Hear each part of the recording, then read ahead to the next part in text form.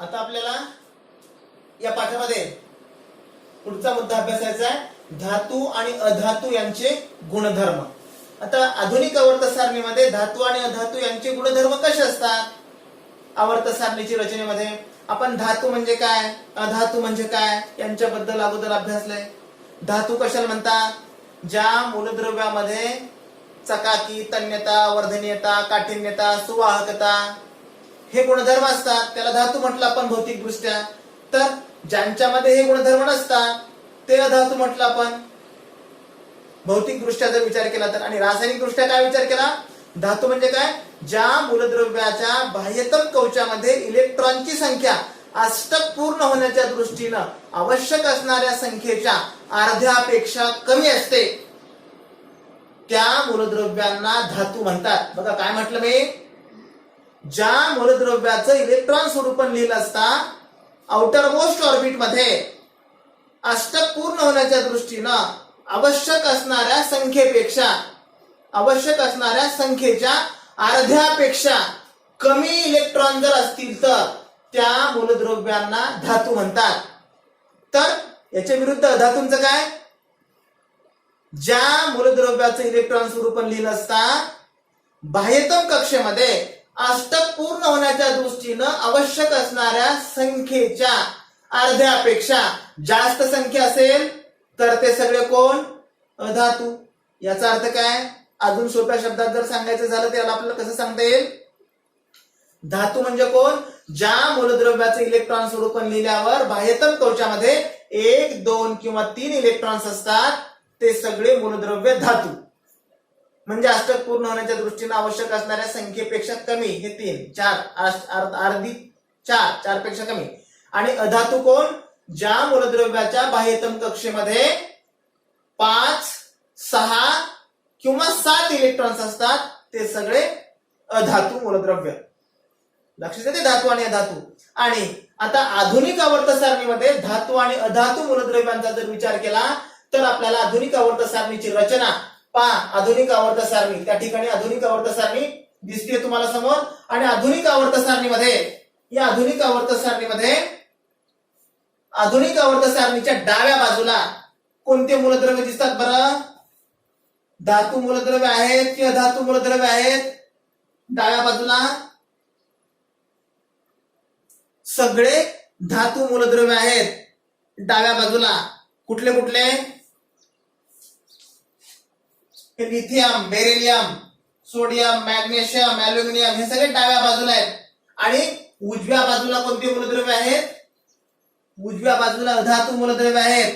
शिवाय धातू आणि अधातू या दोघांच्या मध्ये एक नागमोडी रेषा आहे आणि त्या नागमोडी रेषेच्या डाव्या बाजूला धातू, तर नागमोडी रेषेवर धातू सदृश्य मूलद्रव्य आहेत. म्हणजे त्या नागमोडी रेषेनं उजव्या बाजूच्या मूलद्रव्यांना धातूमध्ये, डाव्या बाजूच्या मूलद्रव्यांना धातूमध्ये तर उजव्या बाजूच्या मूलद्रव्यांना अधातूमध्ये वेगळं केलेलं आहे. असा आकृतिबंध आपल्याला त्या आवर्त सारणीमध्ये दिसतो. म्हणजे नागमोडी रेषा काय करते? धातूंना अधातूपासून वेगळं करते. त्या नागमोडी रेषेच्या डाव्या बाजूला सगळे धातू आहेत जे काळ्या अक्षरामध्ये लिहिलेले आहेत आणि उजव्या बाजूला अधातू आहेत. येते का लक्षात?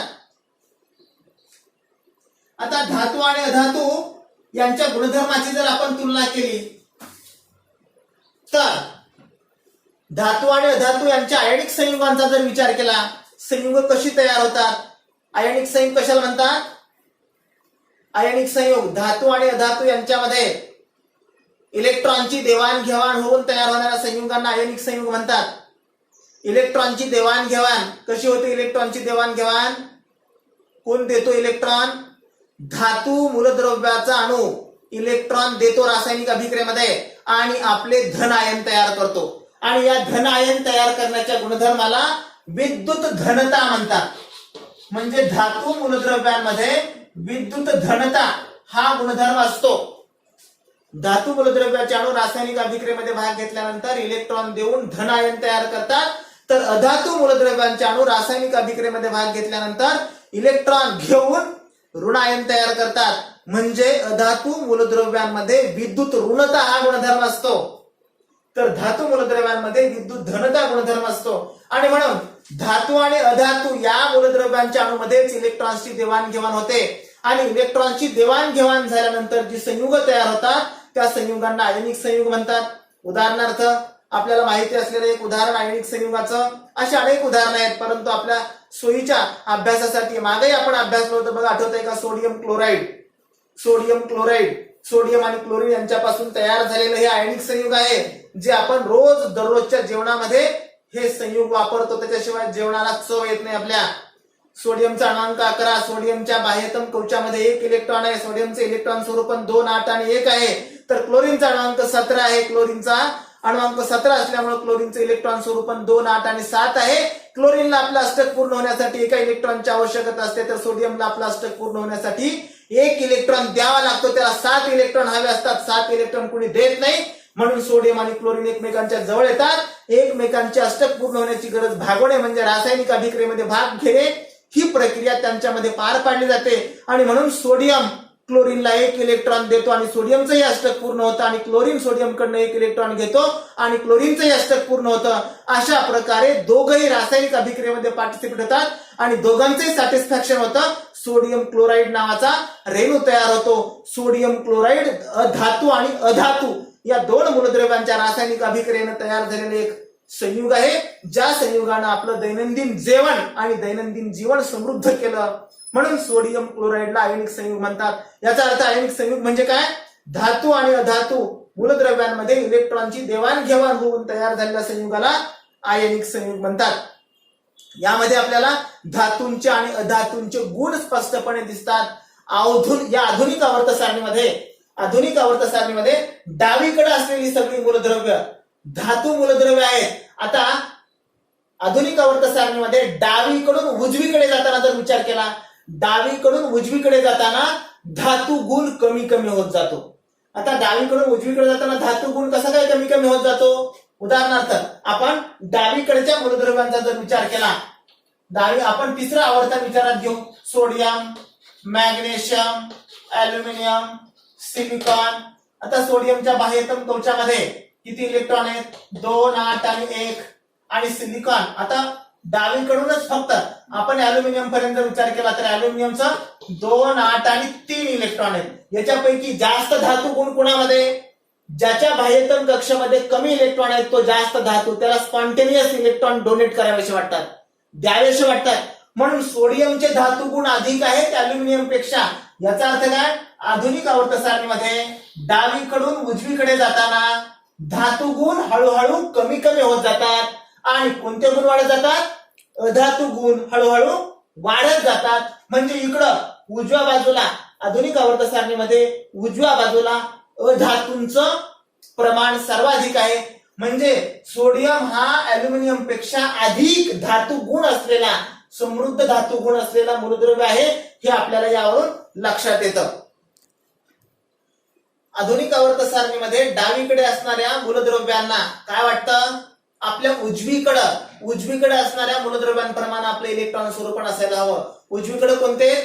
निष्क्रिय मूलद्रव्यांमध्ये, निष्क्रिय मूलद्रव्यांचा जो गट आहे त्यांच्यासारखं इलेक्ट्रॉन स्वरूपण म्हणजे स्थायी स्वरूपाचं इलेक्ट्रॉन स्वरूपण असलं पाहिजे, अशी सगळ्या मूलद्रव्यांची प्रवृत्ती किंवा भावना असते.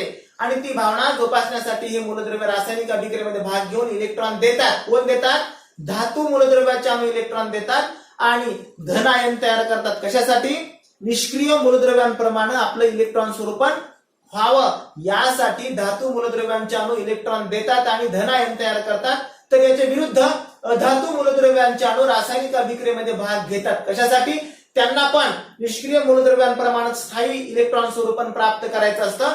म्हणून ते रासायनिक अभिक्रियेमध्ये भाग घेतल्यानंतर इलेक्ट्रॉन स्वीकारून ऋणायन तयार करतात. म्हणजे अधातूंमध्ये विद्युत ऋणता हा गुणधर्म असतो, तर धातूंमध्ये विद्युत धनता हा गुणधर्म असतो. आणि हा विद्युत धनता आणि विद्युत ऋणता गुणधर्म कशाशी निगडित असतो?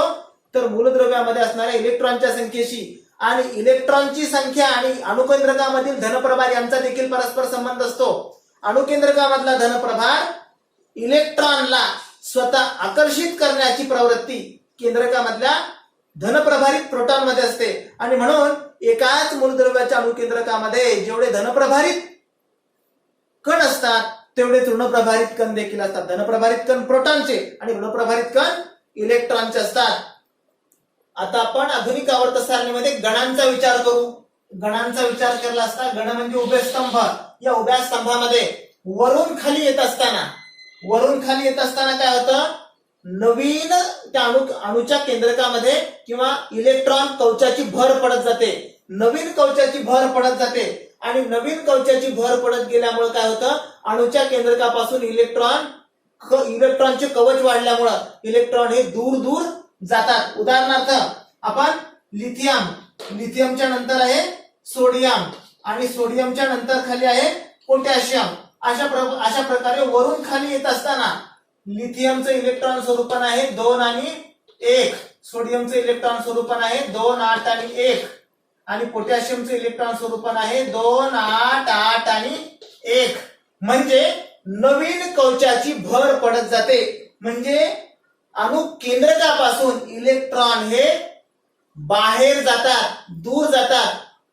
इलेक्ट्रॉन दूर जातात. म्हणजे काय, संयोजा इलेक्ट्रॉन कवच आणि अणुकेंद्रक यांच्यामधलं अंतर वाढत जातं. अंतर वाढत गेल्यामुळे आपोआप आकर्षण कमी होत जातं आणि आकर्षण कमी झाले की काय होईल, त्याच्या बाह्यतम कवचामध्ये असणारे इलेक्ट्रॉन देण्याची प्रवृत्ती वाढत जाईल आणि आपोआप इलेक्ट्रॉन देण्याची प्रवृत्ती वाढली म्हणजे ते धातू होत गेले, त्यांचे धातू गुण वाढत जातात. म्हणजे गणामध्ये वरून खाली येत असताना धातू गुण वाढत जातात. हे आपल्याला यावरून म्हणता येईल. आधुनिक आवर्त सारणीमध्ये आवर्तनांचा जर विचार केला तर आवर्तनामध्ये काय होतं, डावीकडून उजवीकडे जाताना आता उदाहरणार्थ लिथियम, बेरिलियम, बोरॉन, कार्बन हे दुसरं आवर्तन आहे. या दुसऱ्या आवर्तनामध्ये लिथियमचा क्रमांक 3, बेरिलियमचा क्रमांक 4, बोरॉनचा क्रमांक 5 आणि कार्बनचा क्रमांक 6. याचे लिथियमचे इलेक्ट्रॉन स्वरूपण 2 आणि 1, बेरिलियमचे इलेक्ट्रॉन स्वरूपण 2, 2, बोरॉनचं 2 आणि 3 आणि कार्बनचं 2 आणि 4. म्हणजे एक जर निरीक्षण केलं तर इथं काय होतं, कवच तेच राहतं. कवच 2च कवच आहेत प्रत्येकाला. आवर्तनामध्ये डावीकडून उजवीकडे जात असताना त्या कवचाची संख्या वाढत नाही, कवच तेच राहतं, परंतु कवचामधल्या इलेक्ट्रॉनची संख्या वाढत जाते. बघा इथं पहिल्या कवचामध्ये के कवचामध्ये 1 इलेक्ट्रॉन आहे, इथं पण के कवचामध्ये 2 आहेत आणि एल कवचामध्ये 1 आहे. इथं एल कवचामध्ये 2 झाले, एल कवचामध्ये 3, एल कवचामध्ये 4. कवचातल्या इलेक्ट्रॉनची संख्या वाढत जाते आणि कवचातल्या इलेक्ट्रॉनची संख्या जर वाढत गेली, कोणत्या, एल कवचामधल्या बाह्यतम कवचातल्या इलेक्ट्रॉनची संख्या वाढत जाते आणि बाह्यतम कवचामधल्या इलेक्ट्रॉनची संख्या वाढत जाते, परंतु कवच मात्र वाढत नाही. त्यामुळे काय होतं, अणुकेंद्रकाच्या बाहेर असणारा त्या कवचाच्या आउटरमोस्ट ऑर्बिट मध्ये असणारा धनप्रभार आपोआप वाढत जातो आणि धनप्रभार जर आपोआप वाढत गेला तर काय होईल, त्याच्यातला धनप्रभार वाढत जातो. का, इलेक्ट्रॉन त्याच्यामधले दूर दूर जातात. इलेक्ट्रॉन दूर दूर जातात आणि इलेक्ट्रॉन जर दूर दूर गेले, इलेक्ट्रॉनवर कोणता प्रभार असतो, ऋणप्रभार असतो. इलेक्ट्रॉन दूर दूर गेले की धनप्रभाराला इलेक्ट्रॉन आकर्षित करून घेण्यासाठी बल कमी पडतं. आकर्षण तर असतंच, परंतु ते तुलनेनं कमी पडतं. जितके बाह्यतम कवचामध्ये कमी इलेक्ट्रॉन असतील ना, तितका मधला धनप्रभार त्याला जोरात स्वतःकडे आकर्षित हो. आणि जसजसं आपण आवर्त सारणीमध्ये डावीकडून उजवीकडे जाऊ तसा धनप्रभार वाढत जातो, कारण बाह्यतम कवचामधील इलेक्ट्रॉनची संख्या वाढते आणि त्यामुळं आपोआप त्या मूलद्रव्याच्या अणूची अणुत्रिज्या कमी होते. अणुत्रिज्या कमी होते म्हणजे त्याचं साईज ऑफ ऍटम हा लहान होतो आणि त्यामुळं त्या अणूच्या केंद्रकामधला धनप्रभार वाढतो आणि धनप्रभार वाढला की काय होतो, ज्यावेळेस धनप्रभार वाढतो त्यावेळेस संयोजा कवचामध्ये असणाऱ्या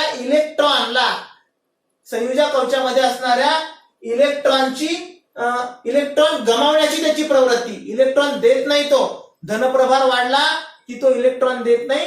संयोजा कवचामध्ये असणाऱ्या इलेक्ट्रॉन गमावण्याची त्याची प्रवृत्ती कमी होत जाते आणि इलेक्ट्रॉन गमावण्याची प्रवृत्ती कमी झाली म्हणजे तो काय झाला, अधातू झाला. धातू काय करतात, इलेक्ट्रॉन देतात आणि अधातू काय करतात, इलेक्ट्रॉन घेतात. म्हणजे इलेक्ट्रॉन गमावत नाहीत. आणि अधातू मूलद्रव्यांची इलेक्ट्रॉन गमावण्याची प्रवृत्ती कमी झाली, म्हणजे त्यांचा अधातू गुण वाढत गेला. याचा अर्थ काय हे महत्वाचं लक्षात ठेवायचं. आधुनिक आवर्त सारणीमध्ये डावीकडून उजवीकडे जात असताना धातू गुण कमी होत जातो आणि अधातू गुण वाढत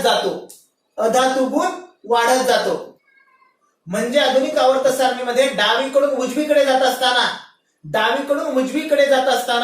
विद्युत ऋणता वाढत जाते. म्हणजे काय, इलेक्ट्रॉन स्वीकारण्याची प्रवृत्ती वाढत जाते आणि विद्युत ऋणता या गुणधर्माला विद्युत ऋणता म्हणतात. आणि ज्यावेळी विद्युत ऋणता वाढते त्यावेळेस त्याचे अधातू बनण्याची प्रवृत्ती किंवा कल वाढत जातो. कशासाठी बरं हे विद्युत ऋणता? कारण त्यांना काय साध्य करायचं असतंय, जवळच्या निष्क्रिय मूलद्रव्यांप्रमाणे इलेक्ट्रॉन स्वरूपात प्राप्त करायचं असतं.